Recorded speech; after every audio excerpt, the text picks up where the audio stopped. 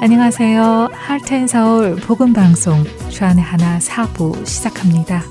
주안의 하나 4부는 책 읽는 그리스도인과 은혜의 설교, 성경의 인물들과 사건을 만나는 바이블 드라마가 준비되어 있습니다. 먼저 책 읽는 그리스도인으로 이어집니다.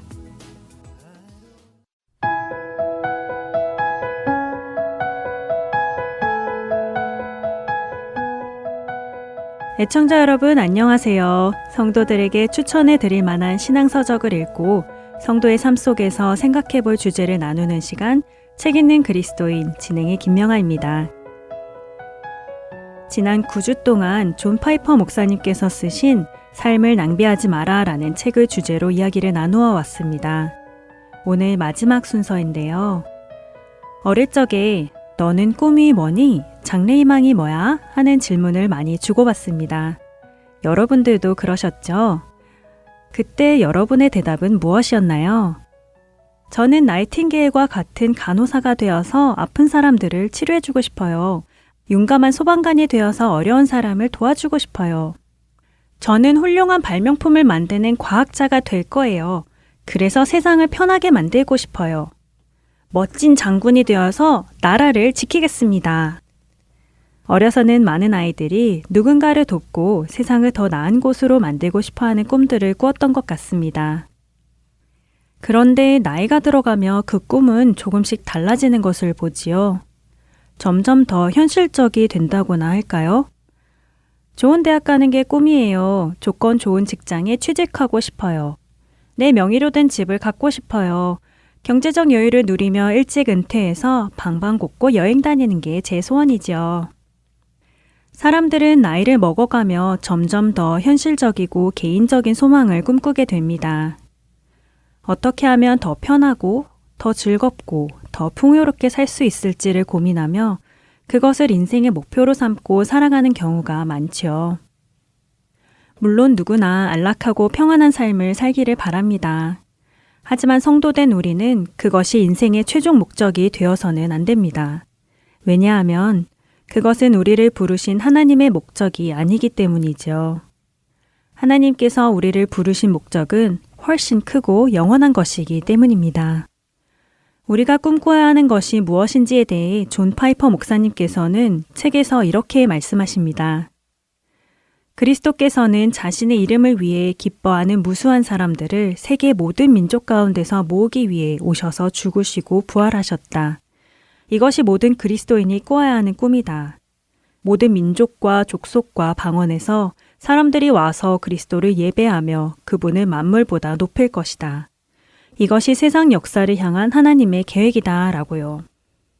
이 말씀은 태초에 하나님께서 하나님의 백성을 모으기 위해 세상을 창조하셨고 비록 첫사람 아담의 불순종으로 죄가 세상에 들어와 우리 모두는 죄의 종이 되었지만 예수 그리스도를 통해 예수님을 믿음으로 영원한 사망에서 영원한 생명으로 옮겨졌다는 복음, 이 복되고 기쁜 소식이 온 세계에 전파되어야 한다는 것을 말씀하시는 것입니다. 하나님의 잃어버린 자녀들이 세계 곳곳에서 주님 품으로 돌아오게 되는 것, 모든 민족과 언어가 하나님을 예배하며 예수 그리스도를 높이는 것, 하나님의 나라가 이 땅에 임하는 것, 이것이 바로 우리가 꿈꿔야 할 꿈이며 하나님께서 이루어 가시는 참된 비전이어야 하는 것이죠. 여러분은 하나님의 계획과 일치된 꿈을 꾸고 계신가요? 하나님의 나라가 이 땅에 이루어지기를 바라고 소원하고 계신지요? 그런데 하나님의 나라가 이 땅에 임한다는 것은 무엇을 말씀하시는 것일까요? 이 말씀은 구원받은 성도들이 육신의 죽음 이후에 천국에 들어가는 것만을 의미하는 것이 아닙니다.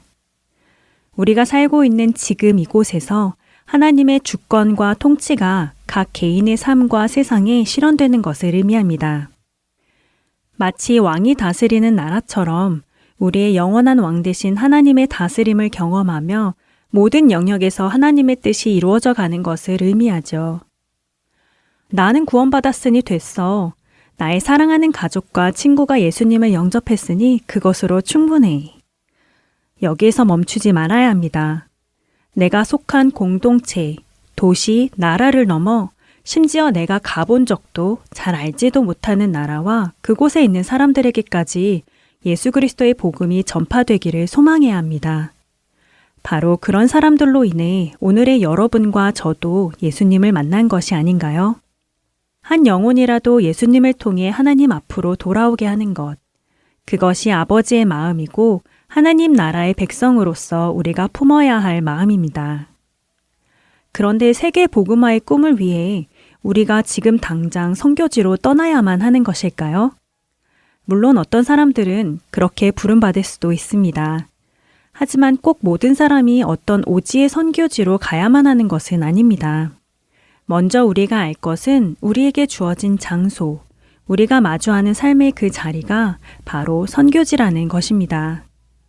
그래서 우리는 오늘도 자신의 삶 속에서 선교사의 마음으로 살아갈 수 있고 또 살아가야 하는 것이지요.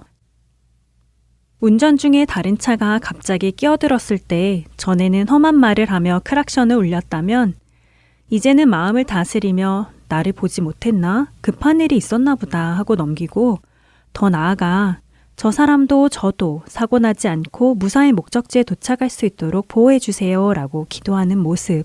마트 계산대에서 점원이 물건 하나를 빠뜨렸거나 거스름돈을 더 주었을 때 이전에는 속으로 아싸 횡재했네 라며 조용히 그것을 챙기고 나왔다면 이제는 먼저 점원에게 이것도 계산해 주세요. 거스름돈이 잘못되었어요 하고 정직하게 말할 수 있는 모습. 바쁘고 힘들다는 이유로 가장 가까운 가족들에게 짜증 섞인 말과 자세로 대했다면 이제는 차분히 대화하고 이해와 사랑의 말로 서로를 세워주는 모습 등이 자신의 삶 속에서 선교사의 모습으로 살아가는 모습일 것입니다.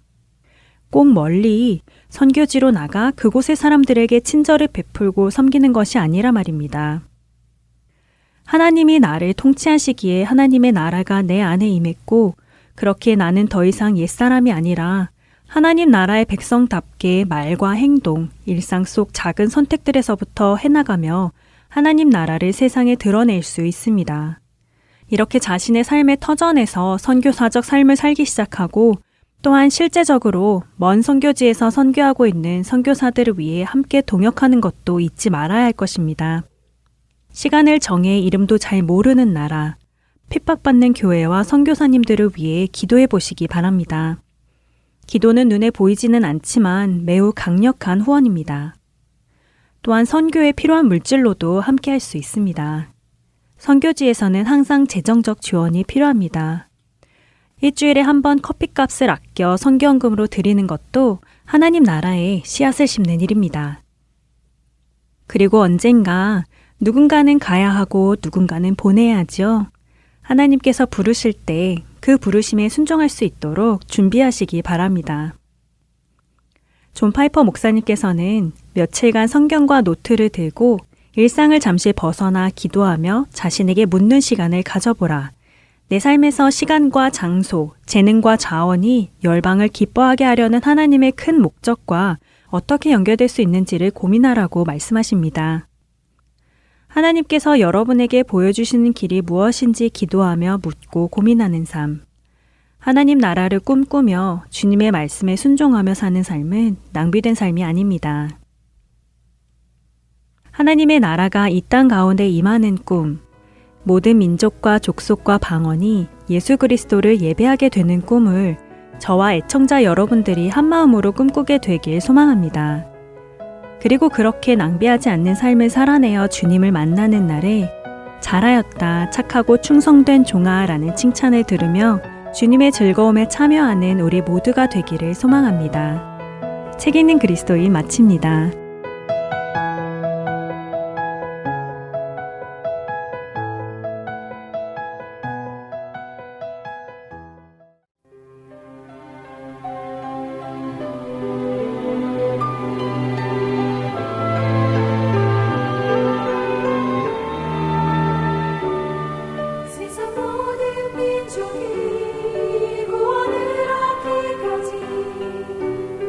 쉬지 않으시니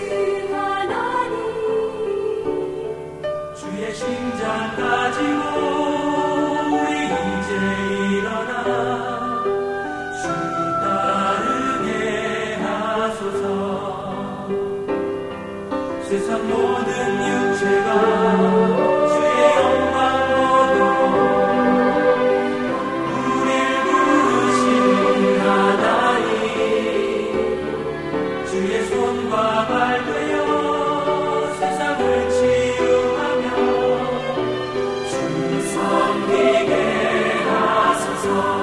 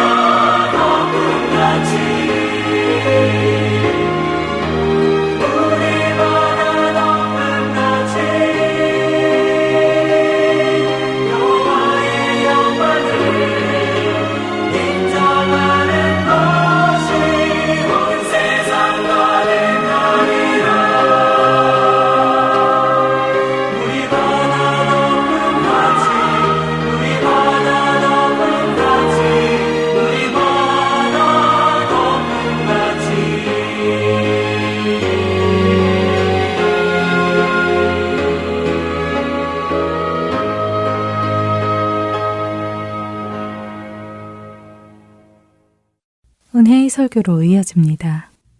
오늘은 서울 베이직교회 조정민 목사님께서 레위기 19장 1절에서 18절을 본문으로 거룩하라 라는 제목의 말씀 전해 주십니다. 은혜의 시간 되시길 바랍니다.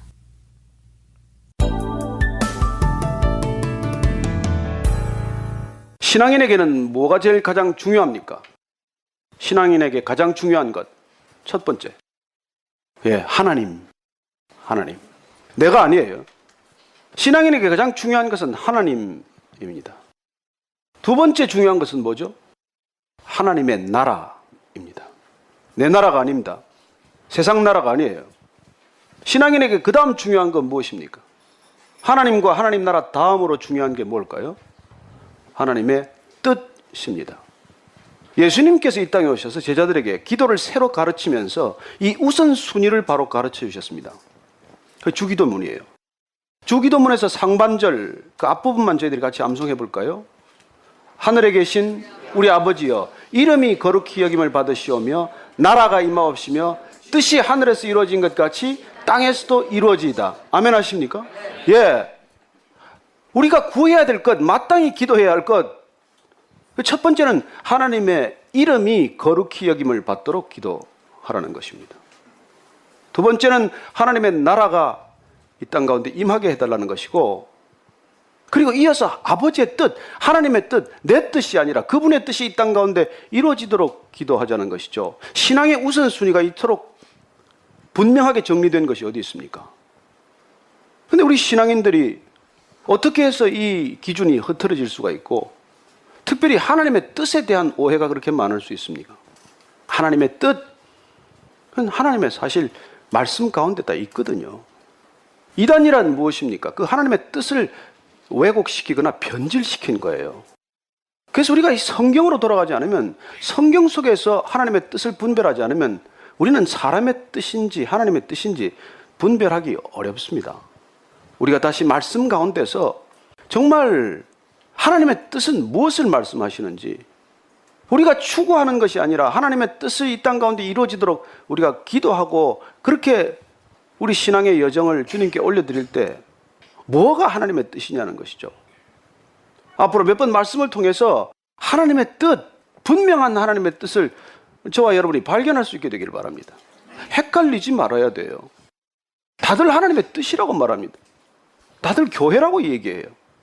그러나 얼마나 많은 이 땅에 혼란이 있고, 얼마나 많은 교회가 교회답지 않은 그런 일들을 하고 있고, 얼마나 많은 성도가 하나님의 뜻이라고 하는 그 혼란스러운 기준에 실족하고 맙니까? 하나님께서는 그 뜻을 오늘 우리에게 분명하게 말씀하십니다. 그 뜻은 거룩하라는 거예요. 하나님은 우리를 구원하러 오셨습니다. 그래서 하나님이 이 땅 가운데 단 한 가지 프로젝트를 가지고 계세요. 그 프로젝트명은, 프로젝트 이름은 구원이에요. 구원. 그러나 그 프로젝트 안에 키워드는, 구원 가운데 감춰진 키워드는 거룩이라는 거예요. 거룩. 우리의 뜻은 성공하는 거예요. 우리의 뜻은 번영하는 겁니다. 우리의 뜻은 행복한 거예요. 그러나 그건 저와 여러분의 뜻일 수는 있지만 하나님의 뜻은 아니에요. 하나님의 뜻은 거룩한 것이라는 그 한마디에 다 담겼어요. 하나님께는 거룩이 행복이고 거룩이 번영이고 거룩이 성공이에요. 그 어떤 것도 우리의 기준 가지고 하나님을 좌지우지할 수는 없는 것입니다. 오늘 읽은 이 레위기 말씀은 사실 하나님께서 고집스러운 이스라엘 백성들의 고집을 꺾는 뜻이 담겨 있어요.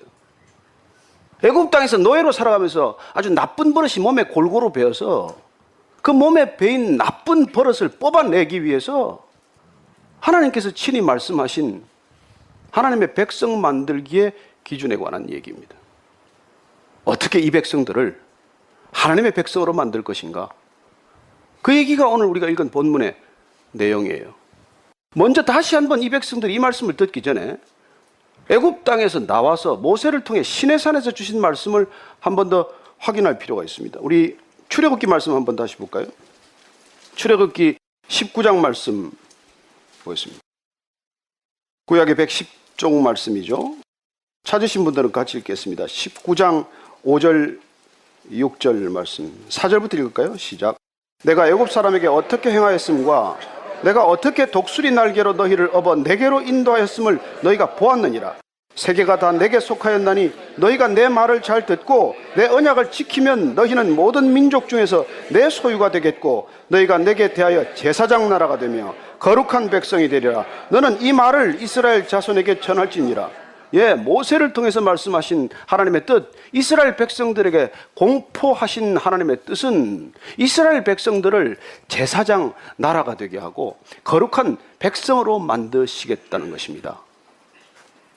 우리를 단순히 행복하게 하고 잘 먹고 잘 살게 하겠다는 게 아니에요. 이 백성을 제사장 나라 삼고 거룩한 백성으로 만드는 것이 하나님의 뜻이라는 것입니다. 이 뜻을 우리가 놓치면 우리가 놓치는 순간부터 사실 이단이에요. 우리는 뭐 이상한 사람들을 보고 자꾸 이단이라고 그러지만 이 뜻에서 벗어나는 것들이 이단으로 가는 시작이라는 것입니다. 그래서 오늘 얼마나 많은 성도들이 본인이 정통이라고 생각하고 나는 설마 내가 이단이게라 그건 꿈에도 생각하지 않을지 모르지만 기초부터 출발부터 하나님의 뜻에서 벗어나 있다면 우리는 마지막 끝까지 가봐야 이단이 되는 것이 아니라 이미 이단의 길을 걷기 시작한다는 거예요. 그래서 우리가 이 하나님의 뜻에 대해서 정말 또 묻고 또 묻고 또 확인하고 또 확인하고 어디서 확인하겠어요? 말씀을 통해서 베레아 성도들처럼 그 말이 정말 성경에 합당한 거 아닌가? 날마다 그 말씀을 상고함으로써 하나님의 뜻을 분별하지 않으면 우리는 어느새 내 뜻을 쫓으면서 하나님의 뜻을 쫓는다고 착각할 수 있다는 것이죠. 그래서 오늘 이 말씀을 따라서 정말 우리는 하나님의 뜻이 무엇인지 또 거룩이라고 하는 하나님의 명령 가운데서 우리는 어떻게 하나님의 뜻이 거룩을 통해서 우리 삶을 바꾸는지 그리고 또 변화된 우리의 삶은 이 세상 가운데서 어떻게 드러나야 하는지를 이렇게 분명하게 정리를 해둔 것입니다. 이대로 사는 것이 하나님의 뜻이라는 거예요. 그래서 오늘 이 하나님의 뜻을 우리가 한번 정확히 분별해 볼 수 있게 되기를 바랍니다. 첫째, 1절 2절 말씀 다시 한번 읽을까요? 시작. 여호와께서 모세에게 말씀하여 이르시되 너는 이스라엘 자손의 온 회중에게 말하여 이르라. 너희는 거룩하라. 이는 나 여호와 너희 하나님이 거룩함이니라. 이는 반복되는 주제예요. 명령입니다. 하나님의 뜻 아닌 것이 없어요. 사실 하나님의 이름이 하나님이에요. 사실 하나님의 나라가 하나님입니다. 사실 하나님의 뜻이 하나님이에요. 근데 그 하나님의 뜻은 이 말씀 가운데 되풀이함으로써 하나님께서는 계속 그 뜻을 밝혀주신다는 것입니다. 명령을 통해서, 금지를 통해서, 반복을 통해서 하나님은 그 뜻을 분명하게 우리에게 드러내십니다. 그러니 우리가 그 반복된 말씀, 반복된 명령, 반복된 금지를 듣고도 하나님의 뜻을 계속 묻는다면 그처럼 머리 석은 일이 어디 있겠어요? 그렇게 분명히 밝히 드러난 뜻을 알고서도 계속해서 하나님 뜻이 무엇입니까? 라고 묻는다면 하나님 대답하시겠어요? 이미 다 말씀하셨는데. 자, 거룩하라고 할 때 이 거룩이라는 말은 문자적으로는 분리된다, 구별된다는 뜻이에요. 무슨 구별일까요? 하나님께서 아담과 하와하고 잘 지낼 때는 문제가 없었습니다. 그들이 죄 짓기 전까지는 소통에 문제가 없었어요. 그러나 죄가 들어옴으로써 그 죄는 급속히 확산되고 심지어 모든 인류에게 그 죄가 확산됨으로써 인간과 하나님과의 교제, 인간과 하나님과의 소통, 인간과 하나님과의 커뮤니케이션이 끊어졌다는 거예요. 이거 다시 있는 것이 구원입니다. 다시 회복되는 것이 구원이에요. 그래서 다시 구원받은 백성들은 하나님과의 소통과 교제가 다시 시작되었다는 것입니다. 그래서 구별된 삶, 거룩이란 하나님을 모르고 하나님을 부인하고 하나님과 소통할 수 없는 인간이 하나님을 알고 하나님과 소통하는 사람들과 구별된다는 뜻이에요. 그렇죠. 하나님과 대화할 수 없는 사람하고 하나님과 대화 가능한 사람하고 다르지 않습니까? 그러니 거룩이란 결국 구별된다는 말이고 다르다는 얘기예요. 무슨 우리가 눈이 3개입니까? 뭐 손가락이 6개입니까? 그렇게 다르다는 게 아니라 하나님의 뜻을 아냐 모르느냐가 이 구별의 기준이라는 것입니다. 이게 거룩의 기준이라는 거예요. 자, 그러면 하나님께서는 우리를 구원하시고 이제 내가 너를 불러내어서 애굽 땅에서 살던 너를 불러내어서 제사장 나라 거룩한 백성으로 내가 너를 만들었으니 너희는 이제 거룩하라고 말씀하시면서 추상적으로 거룩으로 끝나지 않았어요. 너희는 앞으로 거룩하게 살아라. 그걸로 그렇게 끝내지 않으셨다고요. 분명하고 구체적으로 거룩이란 우리 삶 가운데 어떻게 드러나야 하고 거룩한 삶이란 우리 삶 가운데 어떤 모습이어야 하는지를 너무나 정확하게 말씀해 주신 것이죠. 그러니 오늘 말씀을 보면 그 말씀 가운데서 어떻게 사는 것이 정말 거룩한 삶인지를 우리가 전혀 의심할 수 없이 깨닫게 된다는 것입니다. 오늘 그 말씀을 통해서 한번 우리가 다시 하나씩 확인해 보십시다. 거룩이란 무엇인지, 거룩한 삶이란 무엇인지 3, 4절 말씀입니다. 시작. 너희 각 사람은 부모를 경외하고 나의 안식일을 지키라. 나는 너희의 하나님 여호와이니라. 너희는 헛된 것들에게로 향하지 말며 너희를 위하여 신상들을 부어 만들지 말라. 나는 너희의 하나님 여호와이니라. 첫째, 거룩의 첫째, 부모를 공경하고 우상을 섬기지 말라는 것입니다. 아니, 모세를 통해서 시내산에 주신 십계명은 첫째, 나 이외에 다른 신을 섬기지 말라, 이름을 망령되이 일컫지 말라, 안식일을 지키라, 이런 순서였는데 왜 뒤에 부모를 공경하라는 말이 먼저 나왔을까요? 거룩을 얘기하면서는 왜 부모를 공경하라가 먼저 나왔습니까? 그 이유는 우리가 하나님을 알아가는 것, 하나님을 닮아가는 것은 부모를 공경함으로 시작이 된다는 것입니다. 우리가 하나님의 뜻을 아는 것, 하나님의 뜻을 분별하는 것은 부모를 공경함으로 시작이 된다는 것이죠. 부모를 경외하는 마음, 부모를 사랑하는 마음, 거기서부터 우리는 신앙의 첫 출발이 이루어진다는 것입니다. 도대체 이 세상에 사람이 나서 처음 이 땅에 숨을 쉬기 시작하면서 누구를 통해서 하나님을 만나고 누구를 통해서 하나님을 알아갈 수 있겠어요? 부모 이외에, 부모 말고 그 아이들이 누구를 통해서 하나님의 손길과 사랑을 경험하겠습니까? 그래서 우리가 거룩한 삶을 산다는 것, 하나님의 뜻을 산다는 것, 그 출발점이 부모를 경외, 공경, 사랑한다는 데 있다는 것입니다. 이 부모와 자녀와의 관계 첫 출발점이 어긋나면은 그들은 헛된 것을 숭배하게 될 것이고 우상을 찾게 될 것이고 우상에 묶이고 우상에 빠지게 된다는 것입니다. 부모로부터 사랑받지 못한 아이들한테 무슨 안식과 쉼이 있겠어요? 늘 불안한 삶 가운데 뭐가 안식이 있겠습니까? 오늘날 이 시대가 이렇게 혼란스러워진 것, 가정마다, 조직마다, 공동체마다 몹쓸 병에 걸린 듯 이렇게 허물어져 가고 있는 까닭은 그 출발점이 잘못됐다는 것이죠. 오늘 거룩의 첫째는 하나님께서 말씀하십니다. 부모를 공경하고 우상을 멀리하라는 것입니다. 어쩌면 부모를 사랑할 때 우리는 우상에 빠지지 않아요. 부모의 사랑을 듬뿍 받은 아이들은 우상에 빠지지 않습니다. 거짓 사랑에 속지 않습니다. 진짜 사랑을 경험한 자녀들이 왜 가짜 사랑에 목을 걸겠습니까?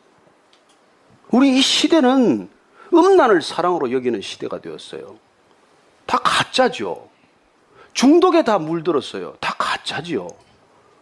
진정한 부모의 자녀 사랑, 진정한 자녀의 부모 공경이 이루어진다면 그건 이미 삶의 터전, 기초가 거룩이라는 것입니다. 여기서부터 시작되어야 한다는 것이에요. 오늘날 기독교인의 가정과 비기독교인의 가정이 다투고 이혼하고 싸우고 법적 시비를 일으키는 게 동일하거나 더 많다는 게 문제예요.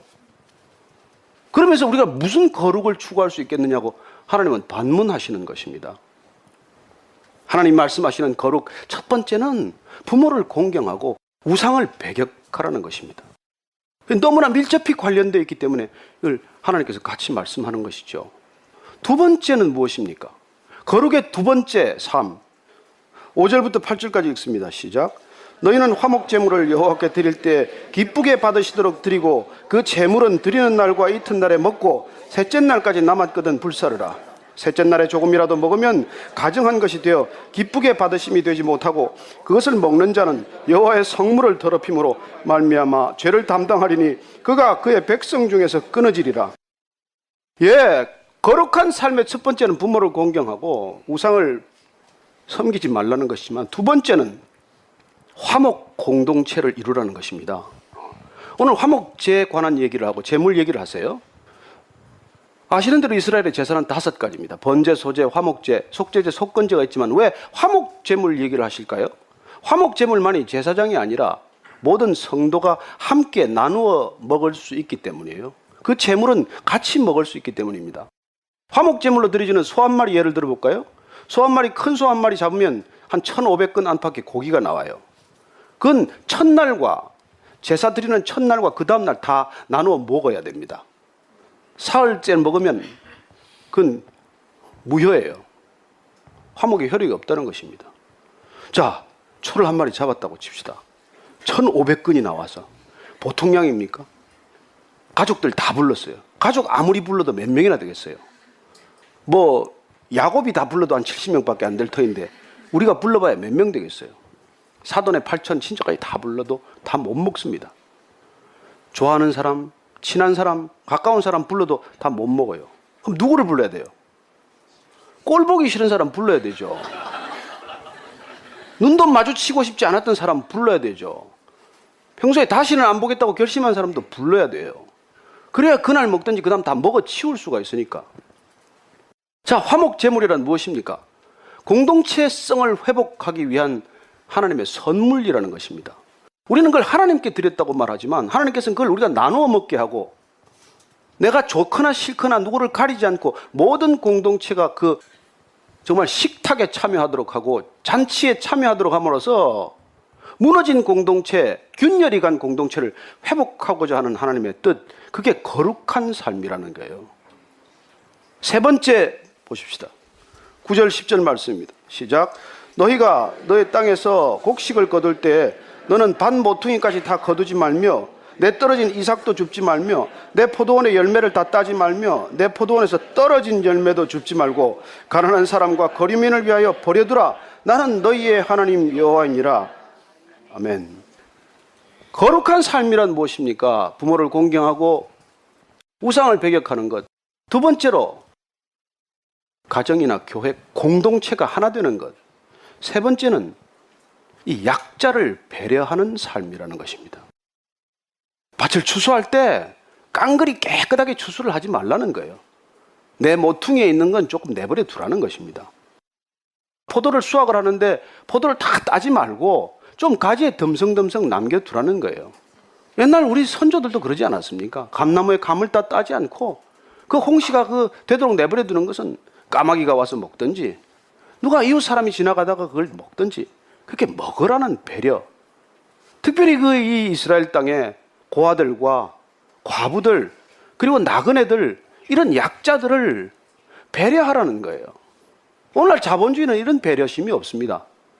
쥐어 짤 수 있는 데까지 쥐었다고 얻을 수 있는 데까지 얻고 모을 수 있는 데까지 모으고 창고에 쌓을 수 있는 만큼 쌓았다가 내가 먹고 자식 남겨주고 그래도 남으면 누구한테 이름을 내고 도와주는 것, 그 정도도 돕지 않는 사람보다 돕는 게 낫다고 말하는 세상이지만 하나님의 마음은 그게 아니라는 거예요. 내가 다 깡그리 수확을 해서 내가 내 이름으로 나눠주는 것이 아니라 그냥 남겨둠으로써 내가 눈 감고 있을 때 누군가 그것을 거두어 가도록 배려하라는 것입니다. 여러분, 하나님 얼마나 자상하십니까? 얼마나 그 마음이 느껴지십니까? 그리고 네 번째 한번 볼까요? 11절 12절 말씀입니다. 시작. 너희는 도둑질하지 말며 속이지 말며 서로 거짓말하지 말며 너희는 내 이름으로 거짓 맹세함으로 내 하나님의 이름을 욕되게 하지 말라. 나는 여호와이니라. 거룩의 네 번째는 무엇입니까? 네 번째 거룩의 본질은 정직이라는 거예요. 거짓말하지 말고 남 속이지 않고 그리고 거짓 맹세하지 말고 하나님 이름 욕되게 하지 않는 이 정직성이야말로 거룩이래요. 예, 부모를 공경하고 우상을 숭배하지 말며 두 번째로 화목 공동체를 이루며 세 번째로 약자를 배려하고 네 번째로 정직한 것, 이게 바로 하나님의 뜻이라고 말씀하십니다. 여러분, 우리가 크리스천들이 정직합니까? 우리가 하나님 안 믿는 사람보다 정직할까요? 저는 정직하다고 믿습니다. 그러나 이건 누구 선택의 문제가 아니에요. 우리가 하나님의 백성으로 부름받았다면, 하나님과 함께 동행한다면 이건 기초 중에 기초고 기본 중에 기본 아닙니까? 그래서 사실 이 정직이 오늘날 무너진 때문에 얼마나 많은 공동체들이 고통을 겪고 있습니까? 다섯 번째는 뭡니까? 13, 14절이에요. 시작. 너는 내 이웃을 억압하지 말며 착취하지 말며 품꾼의 삭슬 아침까지 밤새도록 내게 두지 말며 너는 귀먹은 자를 저주하지 말며 맹인 앞에 장애물을 놓지 말고 내 하나님을 경외하라. 나는 여호와이니라. 하나님 반복해서 말씀하십니다. 나는 하나님이다. 나는 사람이 아니다. 인간이 아니다. 나는 기준이 바뀌지 않는다. 나는 변함이 없다. 나는 어제나 오늘이나 영원하고 과거나 현재나 미래나 변함이 없다. 그 얘기를 하시는 거예요. 그래서 내 거룩의 기준도 변함이 없다. 그 다섯째 기준은 무엇입니까? 거룩의 다섯 번째 기준은 사회적 정의가 거룩이라는 거예요. 사회적 정의가, 공의가 거룩이라는 거예요. 그래서 이웃을 억압하지 말고 착취하지 말고 사람들을 어떻게 착취해서, 여러분 우리가 이게 얼마나 지금 이 착취의 이 경제 구조입니까? 품꾼의 삭슬 아침까지 밤새도록 두지 말라. 이거 임금 체불하지 말라는 거 아니에요. 그리고 귀먹은 자 저주 말고 맹인 앞에 장애물 놀지 말고, 이 뭐 장애인들 학대하지 말라는 것이죠. 귀 안 들린다고 뒤에서 욕하고 눈 안 보인다고 앞에 돌이나 하나 놓고. 여러분 우리는 실제적으로 이런 비슷한 일을 얼마나 합니까? 면전에서는 욕 안 하지만 뒤에 돌아서서는 얼마나 많은 사람이 욕을 하며, 있는 것 없는 것 그냥 지어내가지고 말이죠, 발 앞에다가 그냥 자갈밭을 만들어 놓고 가다가 어느 돌에 걸려 넘어지나, 이런 거를 지켜본다는 거예요. 이러니 그런 삶이 어떻게 하나님 앞에서 하나님의 뜻을 물을 수 있습니까? 사회적 정의가 이루어지는 것, 이게 거룩이래요. 물론 거룩은 이렇게 우리가 모여서 주일 예배 드리는 것도 거룩의 시작이에요. 아주 작은 시작에 불과합니다. 그러나 만약에 우리가 이렇게 주일마다 모여서 이렇게 거룩하다라고 기도하고 거룩한 찬양을 하고 거룩한 예배를 드렸지만 우리 삶의 모습 속에서 이런 흔적들이 나타나기 시작을 한다면 거룩은 어느 순간 한순간에 위선이 되고 마는 것이죠. 그게 예수님께서 이 땅에 오셔서 가장 질책하신 부분 아닙니까? 그리고 하나님께서 동일한 이 말씀을 가지고 생각을 하셨듯이 예수님도 이 땅에 오셔서 마태복음 5장에서 그렇게 말씀해요. 나가 온전하니 너희도 온전하라는 거예요. 동일한 말씀이에요. 뭐 다른 말씀 아닙니다. 예수님께서 이 땅에 오신 것은 이 거룩이 위선으로 변질되었기 때문에 이 땅에 오셔서 거룩한 진정한 삶의 모습을 보여주셨고, 하나님의 뜻이 이 땅 가운데 거룩을 통해서 완성되도록 하셨을 뿐이에요. 예수님 그분은 하나님이세요. 그래서 오셔서 뭐 이렇게 새로 사실 하신 게 아니에요.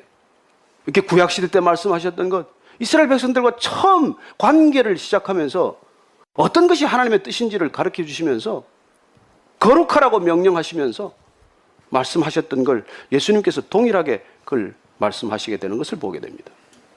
여기 진짜 중요한 말씀이 있어요. 재판할 때 불의를 행하지 말라는 거 다 압니다. 근데 가난한 자의 편을 들지도 말래요. 힘 있는 자라고 두둔도 하지 말랍니다. 여러분 우리는 가난한 자의 편에 서는 걸 정의라고 생각하는 사람들이 있어요. 아니요, 가난한 자의 편에 선다고 정의 아닙니다. 부자의 편에 서는 것도 불의가 할 수 있지만은 가난한 자를 그냥 까닭 없이 두둔하는 것도 불의할 수 있다는 거예요. 우리는 하나님의 정의, 하나님의 공의를 추구하는 사람들이어서 하나님의 말씀의 기준을 삼는 사람들입니다. 사람들의 생각이나 주장이나 이데올로기를 기준으로 삼아서는 안 된다는 것이죠. 그리고 오늘 마지막으로 우리는 정말 이 거룩의 결론을 읽게 됩니다. 17절, 18절 말씀 한번 보십시다. 시작. 내 이웃을 반드시 견책하라. 그러면 내가 그에 대하여 죄를 담당하지 아니하리라. 원수를 갚지 말며 동포를 원망하지 말며 내 이웃 사랑하기를 내 자신과 같이 사랑하라. 나는 여호와이니라. 여러분이 보니까 우리의 거룩이 어디서 시작이 되었는가 하니까 부모 공경하고 우상 숭배하지 말라는 걸로 시작이 되었더니 마지막 완성은, 거룩의 완성은 이웃 사랑으로 결정이 된다는 것입니다. 형제를 마음으로 미워하지 말고, 그리고 이웃을 반드시 견책하라고 되어 있어요. 이건 나무라라는 뜻입니다. 때로는 지적하고 때로는 그 잘못을 일러주고 그걸 꾸짖으라는 거예요. 여러분 이웃 사랑 속에는 그게 포함된다는 것입니다. 공동체를 사랑할 때, 공동체를 세워갈 때 이게 필요하다는 것입니다. 오늘날 교회 공동체가 이걸 자칫 잃어버렸어요. 은혜로 간다고 그냥 다 좋은 게 좋아졌어요. 그래서 싫은 소리 안 합니다, 서로. 싫은 소리 하면 금방 나 상처받았네. 무슨 이런 교회를 교회라고 하나. 이러고는 딴 데로 가요. 물론 견책하는 사람의 마음을 하나님께서는 분명히 말씀해 주십니다. 내가 사랑하고 내가 미워하지 말고 그 사람을 품고 그 사람을 기도하다가 견책해야 되는 것이죠. 그래야 이 견책에는 건강한 비판이 포함되어 있습니다. 잘못을 나무라는 게 이게 없으면 어떻게 공동체가 바로 설 수 있겠어요? 그래서 우리가 순종, 은혜 하다가 공동체가 곁길로 새는 걸 얼마나 보게 됩니까? 오늘 하나님께서 말씀하십니다. 내가 정말로 사랑한다면은, 내가 정말로 이웃을 사랑한다면은 돌아다니면서 사람 비방하지도 말고 이웃의 피를 흘려서 이익도 도모하지 말아야지만, 부당한 일들을 정말 만났을 때는 내가 진실로 그걸 견책하라는 것입니다. 그래야 내가 그에 대하여 죄를 함께 짓지 않게 될 거라는 것입니다. 우리가 내버려 두면 함께 죄를 짓는 거래요. 죄를 공유하게 된다는 것입니다. 오늘 교회가 왜 이런 걸 잘 안 하겠어요? 우리 솔직히 얘기하면 사랑하지 않기 때문이죠. 뭐 제가 여러분들 사랑하면 그렇게 내버려 두겠습니까? 왔다 갔다 하고 말이지 뭐. 우리가 솔직해야 된다는 것이죠. 정말 사랑하면 잘못을 그냥 지나치지 않습니다. 오늘날 교회가 어쩌면 사랑하지도 않고 기도하지도 않고 나무라지도 않고 그냥 내 코드에 맞으면 조금 다니다가 그냥 코드에 어긋나면 그냥 훌쩍 가버리고, 그런 공동체 아닌 공동체를 경험하고 있기 때문에 교회는 아무 능력이 없는 것이죠. 아무 변화도 일어나지 않는 것이죠. 오늘 하나님께서는 하나님의 뜻을 분명하게 밝혀주셨습니다. 분명하게 선언하셨어요. 뭐라고 선언하셨습니까? 오늘 하나님은 여러분에게 하나님의 뜻을 밝히 드러내면서 말씀하십니다. 뭐라고 말씀하세요? 거룩하라. 나 여호와가 거룩하니 너희도 거룩하라. 어떻게 거룩하라고요? 부모를 공경하고 우상을 저버리고, 그리고 화평 공동체를 만들고, 그 다음에 약자를 배려하고, 정직하고, 이웃 사랑하고, 사회적 정의를 실현하고, 이게 하나님의 뜻이고, 이게 하나님의, 우리 이 땅을 향한 하나님의 선하신 선물이라는 것입니다. 무엇 때문에 이 땅에 우리를 부르셨나요? 왜 우리를 하나님의 백성 삼으셨습니까? 이것 때문에 우리를 하나님 백성 삼으셨고, 이것 때문에 우리를 구원하셨고, 이것 때문에 구원을 모르는 백성들에게 우리를 파송하시고, 이런 일을 하고 계신다는 것이죠. 이 뜻은 하나님께서 분명히 우리에게 말씀해 주시고, 이제 이 뜻은 우리에게 속한 뜻이 되었습니다. 모세가 그걸 깨달았어요. 그래서 마지막에 이스라엘 백성들을 가나안 땅으로 넣기 전에 고별 설교를 할 때, 이스라엘 백성들 광야 2세대에게 다시 설교를 할 때 그 내용을 말씀해 주신 거예요. 신명기 말씀 29장 29절 한번 같이 읽겠습니다. 감추어진 일은 우리 하나님 여호와께 속하였거니와 나타난 일은 영원히 우리와 우리 자손에게 속하였나니 이는 우리에게 이 율법의 모든 말씀을 행하게 하심이니라. 자, 하나님의 뜻 가운데 감추어진 일이 있다는 것입니다. 감추어진 뜻이 있어요. 그건 하나님께 속한 것이라는 말씀을 하십니다. 그러나 또 한 가지 뜻은 나타난 뜻이 있다는 거예요. 하나님께서 이미 나타내 주신 뜻, 드러내신 뜻, 하나님께서 이미 밝혀주신 뜻이 있다는 것입니다. 그 뜻은 우리와 우리 자손에게 영원히 속한다는 거예요. 그리고 이는 그 아버지의 밝히 드러난 뜻, 그 뜻을 모든 율법의 말씀을 행하게 하는 것으로 그 뜻을 이루어내야 한다는 것입니다. 그리고 하나님께서는 하나님 나라의 비밀을 우리에게 가르쳐 주셨고, 하나님의 뜻을 말씀을 통해서 낱낱이 밝혀주셨어요. 이 하나님의 뜻을 우리가 이렇게 밝히 듣고도 이걸 행하지 않으면서 계속 하나님의 뜻이 무엇입니까? 묻는 이유가 뭐예요? 내 뜻을 고집하기 위해서 묻고 있는 것이죠. 하나님은 이미 말씀하셨어요. 근데 내가 지금 그 하나님 뜻이 내 마음에 안 들고 내 뜻을 하나님께 관찰하기 위해서 우리는 기도하고 씨름하고 철야하고 그런 일들을 할 수가 있다는 것이죠. 하나님은 그걸 우리에게 요구하지 않아요. 이미 밝히 드러난 이 뜻을 살아내라는 것입니다. 여러분, 이 뜻을 다 가르쳐 주셨는데도 우리가 안 살면, 그리고 하나님한테 계속 뜻을 물으면은 사단이 귀신같이 알고 찾아와요. 그래가지고 광명의 천사를 가장해서 하나님의 음성이라고 들려줘요. 여러분, 이거 속게 돼 있어요. 그러나 여러분들이 만약에 이미 밝히 드러난 하나님의 뜻을 행하고 있으면 때가 이르면 하나님께서 분명한 뜻을 더 말씀하십니다. 그래서 오늘 말씀하십니다. 거룩하라. 행복을 추구할 것도 없고, 네가 출세할 것도 없고, 성공할 것도 없고, 그렇게 뭐 이거 추구할 거 없다. 너희는 거룩하면 하나님께서는 나머지 모든 것들을 더해 주실 것이라는 것입니다.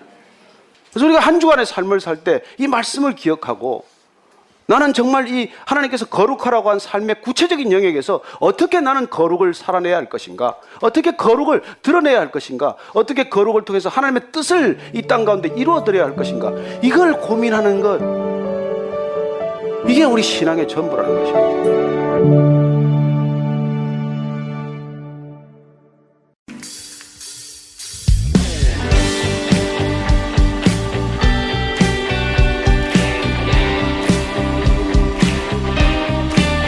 주 예수 내 맘에 들어와 주시옵소서.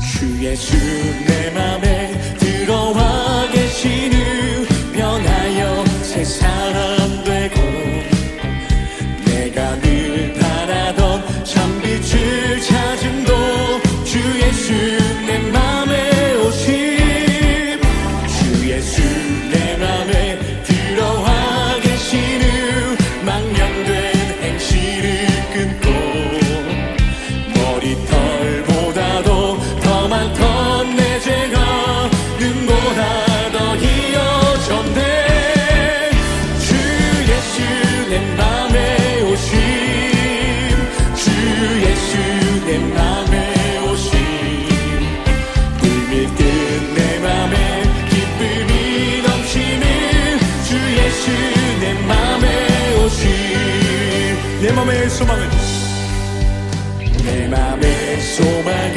든든히 가지는 주 예수 내 맘에 오심 의심의 구름이 사라져버린 것 주 예수 내 맘에 오심 사망의 음침한 골짜기 가다가 밝은 빛 오련히 비춰 저 멀리 하늘은 환하게 보임도 주 예수 내 맘에 오심 주 예수 내 맘에 오심 주 예수 내 맘에 오심 물들듯 내 맘에 기쁨이 넘치는 주 예수 내 맘 주 예수 내 맘에 오심 주 예수 내 맘에 오심 주 예수 내 맘에 오심 물밀듯 내 맘에 기쁨이 넘치는 주 예수 내 맘에 오심 내 맘에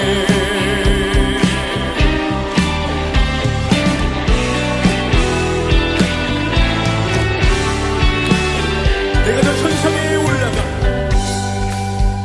내가 저 천성에 올라가 살기는 주 예수 내 맘에 오심 천성에 올라가 주님을 뵈리니 그 기쁨 비길 데 없네 주 예수 내 맘에 오심 주 예수 내 맘에 오심 물밀듯 내 맘에 기쁨이 넘치는 주 예수 내 맘에 오심 주 예수 내 맘에 오심 주 예수 내 맘에 오심 물밀듯 내 맘에 기쁨이 넘치는 주 예수 내 맘 주 예수 내 맘에 주 예수 내 맘에 오심 주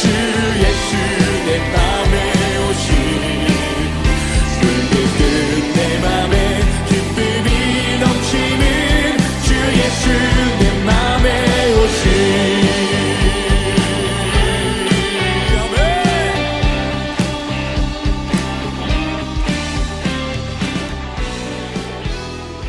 우리 인생 가운데 찾아오신 예수 그리스도로 충만케 되길 바랍니다. 지역 마켓 및 여러 한인업소는 복음을 전할 수 있는 선교의 좋은 통로입니다. 유태주에는 현재 한인들이 5,000명 정도 살고 계시다고 합니다. 솔트레이크 시티에 위치한 서울 마켓에 저희 CD를 놓아주시고 관리해주실 동역자를 찾습니다. 매주 혹은 한 달에 2번 정도 방문하여 CD를 배치해주실 수 있는 분은 연락주세요. 사무실 전화번호는 602-866-8999입니다.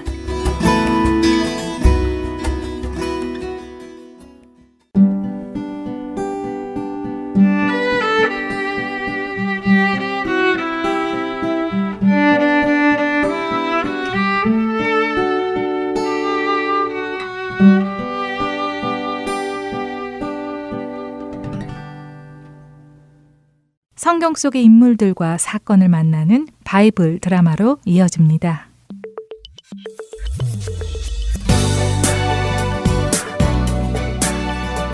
시청자 여러분 안녕하세요. 바이블 드라마 열왕기편 진행의 박용규입니다. 여리고 지역의 쓴물을 고쳐준 엘리사 선지자. 그는 우상 숭배의 중심이었던 베델을 향해 올라갑니다.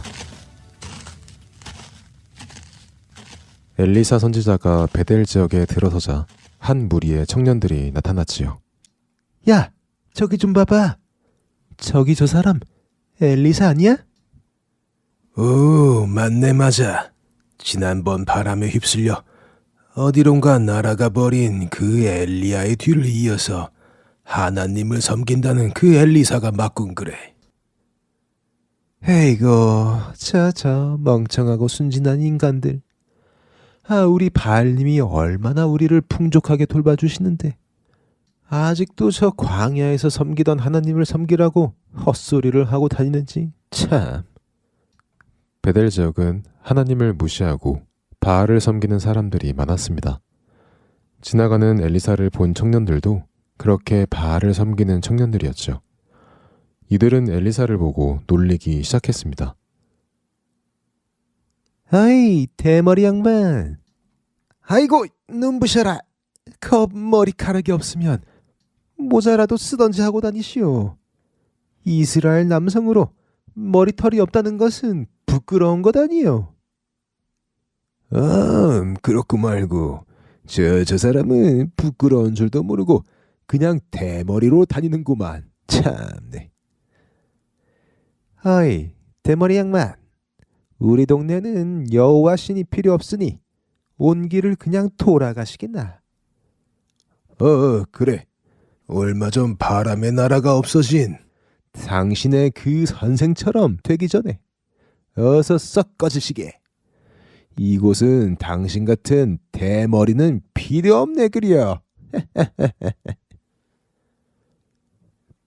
베델의 청년들은 엘리야 선지자가 하나님께로 데려감을 당한 것을 모르고 강한 바람이 불어 어디론가 날아가 죽어버렸다고 생각하고 있었기에 엘리야는 물론 엘리사까지도 조롱했고 더 나아가 여호와 하나님을 조롱하고 있었던 것입니다.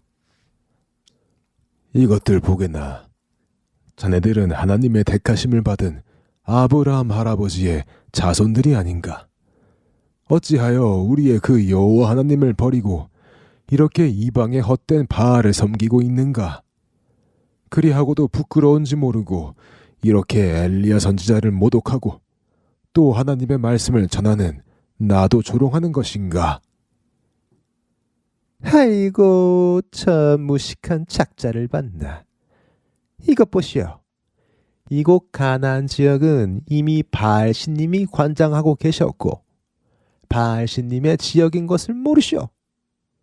여호와 하나님은 우리 조상이 애굽에서 나올 때 도와준 광야의 신이고 우리는 이제 이 풍요로운 가나안에 와서 사니 가나안 신을 섬기는 것이 당연하지 않소? 이렇게 무식해가지고는 원 어디 선지자 노릇을 하겠소? 그러니까 머리도 다 빠지고 그렇게 대머리지. 잔말 말고 어서 이 베델에서 썩 꺼져라. 이 대머리 녀석아. 우리는 여호와 하나님도 필요 없고 너 같은 선지자도 필요 없다. 무려 42명이나 되는 청년 무리들이 큰 소리로 하나님과 엘리사를 모독하며 그곳을 떠나라고 조롱했습니다.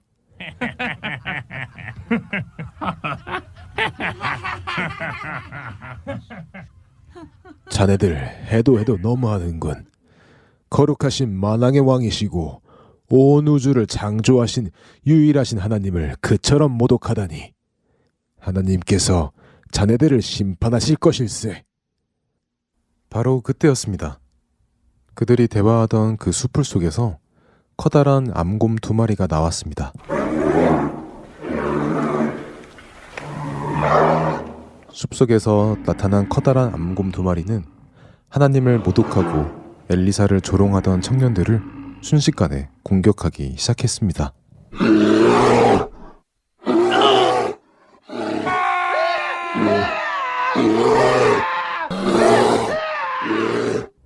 그렇게 하나님과 엘리사를 모독하고 조롱하던 청년들 42명은 숲속에서 나타난 2마리의 암곰들의 손에 찢겨 죽었습니다. 엘리사는 그곳에서 갈멜산으로 올라갑니다. 엘리야 선지자가 북이스라엘 백성들 앞에서 하나님만이 참 신이시며 바알은 신이 아닌 것을 증명했던 그 갈멜산, 바알의 선지자들이 처형을 당했던 그 갈멜산으로 올라갑니다. 그리고 엘리야 선지자와 함께 하셨던 그 하나님을 묵상하며 이제 자신이 엘리야 선지자의 뒤를 이어 북이스라엘의 여호와 하나님을 전하고 바알의 우상 숭배를 막는 역할을 하기로 다짐합니다.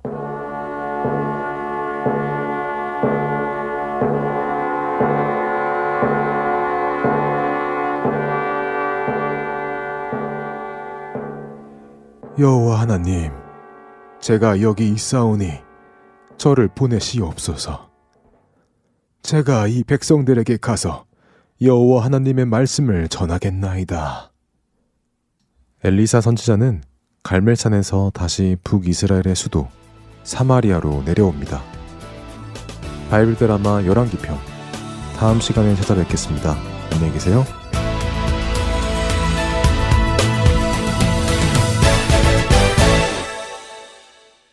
하나님이여, 우리를 보내주시옵소서. 시련과 핍박이 찾아올 때도 주님의 눈물을 기억하며 주의 사랑을 전하게 하여 주시옵소서. 우리를 보내주소서. 주님 나를 택하사 잃어버린 자에게 아버지의 사랑을 나누게 하시네. 어두움을 밝히며 차가운 마음 녹이는 진리의 빛 전하게 하소서.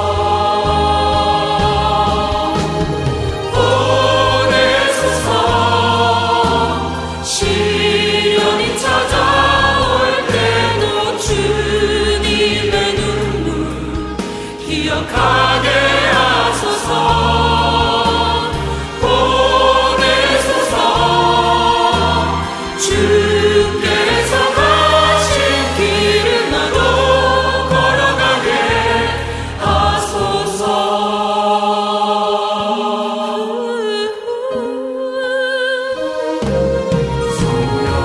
성령으로 임하사 소망 없는 자에게 생명의 그 말씀을 전하게 하시는 목자 없는 강같이 방황하는 저들에게 주의 사랑 전하게 하소서.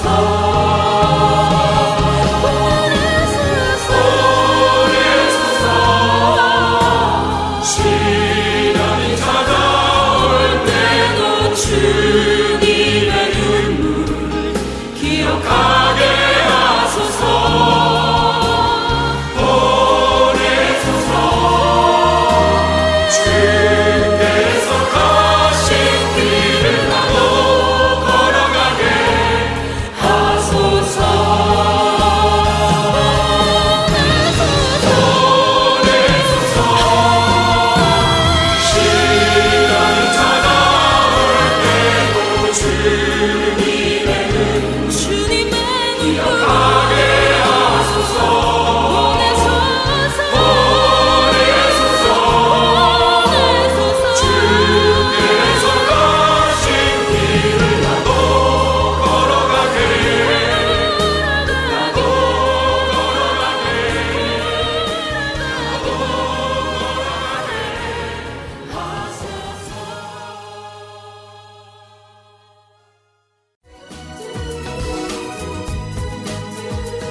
주안의 하나 4부 준비된 순서는 여기까지입니다.